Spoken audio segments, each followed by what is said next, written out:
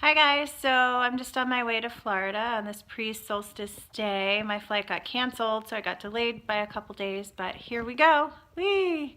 So today's class is about moving from static to dynamic growth. And what does that mean? Well, what that means is that in our modern positive psychology movement and those seeking awakening, the way that we used to see things was that it would kind of be like a materialistic way of looking at the world. So I'm here and I want to get there. I have, let's say, I make $40,000 a year and I want to make $60,000 a year. So that's static. That's a defined physical goal. Or I weigh 150 pounds and I want to weigh 130 pounds. Or I got X on my, like I got a 1200 on my SAT and I want to get 1500 on my SAT, something like that. Or I have one cat and I'd like to have 3. So those are static goals. And those are the kind of goals that tend to keep us running. We reach one and then we maybe feel like a moment's satisfaction and then we jump and then we feel like we're ready to chase the next thing.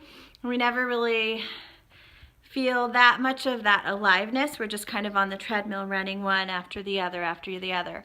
Whereas dynamic goals are something very interesting and amazing. And some of my mentors, Gail Straub and her husband David Gershon, started watching nature and how growth works there, and they saw that the most alive place was right on the bud, just in the sprout where the life force and the enzymes are, just on that. They called it the growing edge. And Gail describes it a little bit like like surfing. So you're on a wave, and if you're too far ahead of the wave, you'll feel nothing, it'll be boring, or it'll come crashing on you. And if you're too far behind the wave, then you really don't feel much either. But if you're right on the wave, then the energy of that growing edge, the life force that's there and what's getting released, that authentic place, is actually going to fuel your movement, and then you just have to ride it.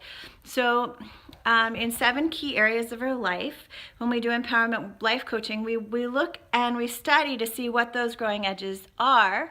And actually, that's one important piece of the coaching for the one-on-one work. I can teach you a lot of the theory here, but it's good to have someone to work with you one-on-one if you need the help, to see what your growing edge is, where that fresh sprout of energy is, in terms of your work, or in terms of your emotions, or in terms of how you are with your body, for instance, food or exercise or taking care of it, or with your sexuality. So this is like removing the shoulds and the shame and the static goal. I should be here, I should be this like mega weightlifter, and I should be able to ski blocks now, rather like what's more realistic, but still like alive and juicy, which would be for me is skiing blues and enjoying it and feeling that burst of aliveness that happens when I get to challenge myself and grow, but not so far ahead that I end up falling over or getting hurt. So that's the basic idea of growing edges. And it's just so wonderful because you get a chance to really rest in who you are and where you are without being stuck. You can really just kind of keep moving forward in each of these core areas of life if you just get in the practice of really taking stock and inventory of where you are and what your edges are in these areas. And it's just such a great time to do it this year because people are starting to look at fulfilling some New Year's resolutions, or at least forming them and looking over the past year.